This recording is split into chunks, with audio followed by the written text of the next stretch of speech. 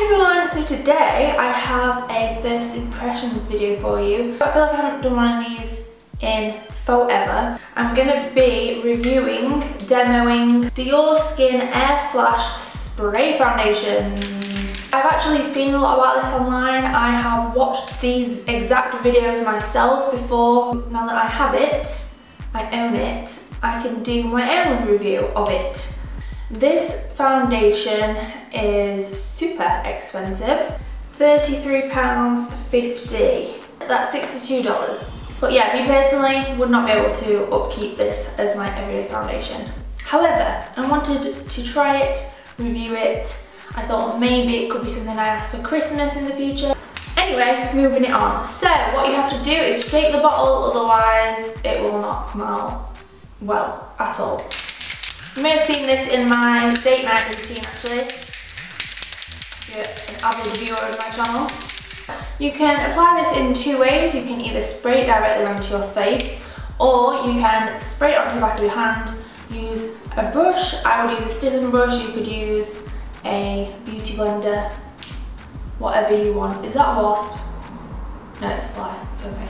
I've tried spraying it onto my skin and could not deal with that. So what happened was I sprayed it and it went all in my hair, it was in my ears, it was like on my clothes.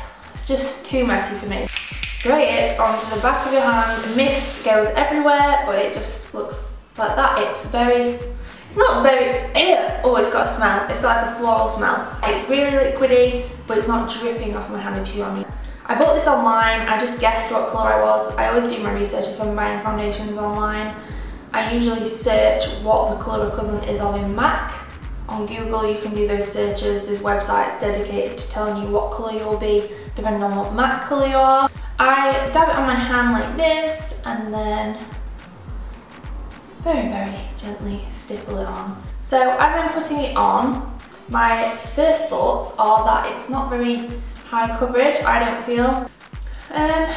I feel like it needs 2 or 3 layers to get the desired coverage that I would want anyway. I mean, I don't have bad skin, I don't have like spotty skin or acne scars or anything like that. I just kind of get a bit of redness and I don't know, I feel like it doesn't really cover it unless I really go on with a few layers. But then at the same time, when you have built up that coverage to cover those bits, it looks really nice.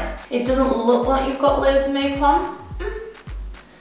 Because sometimes when you go for high coverage, you kind of have to lose the natural look. I feel like it's giving a really, really nice sheen to the skin, yet at close up, it doesn't look like I have makeup on. When you've done like 2 or 3 layers, it's covering up the redness and discoloration and things like that, but it still doesn't look cakey. Like, it still looks like I don't have anything on, as if my skin is naturally this tone. I would never just put this on without concealer because I don't think it covers it enough. I'm combination skin, so I do get oily skin, but I also get really dry skin, and I think that this would be fine for both instances. Okay, so I have just put some bronzer on my cheeks, and what else I do? Put a little bit of concealer under my eyes. So this is how the sun hits it.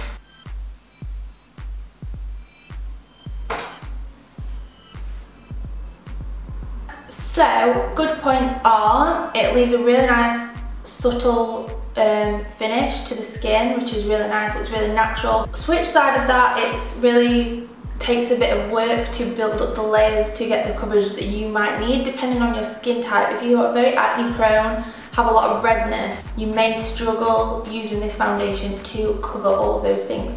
I like the concept of this spray, but I feel like if you're spraying it on the back of your hand, it kind of loses the novelty because you're not really benefiting from the spray effect of it, but that's the best way to apply it.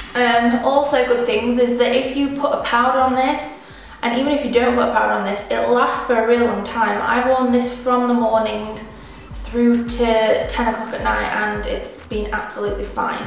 In terms of consistency and what other product I would think this is similar to, it's similar to NARS Sheer Glow Foundation. So if you've ever used that before, I think this is very, very, very similar to that. L'Oreal True Match Foundation, I think that is the most similar product on the high street that I've used to this as well, so maybe go and check that out. So if you have a really well paid job and you like treating yourself, then yeah, sure, go for it. But if you are maybe a teenager and working on a minimum wage job and really busting your ass to earn a bit of money, don't blow your money on this product.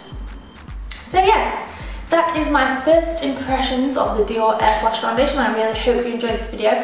If you did, please give it a big thumbs up and subscribe to my channel if you haven't already. Let me know if you've seen a product that you want me to review, then leave that below. Question of the day to leave in the comments is, what's your holy grail foundation? And share that with everyone else down below, and then you can all take ideas from each other and kind of help each other out. I will see you next time. Bye!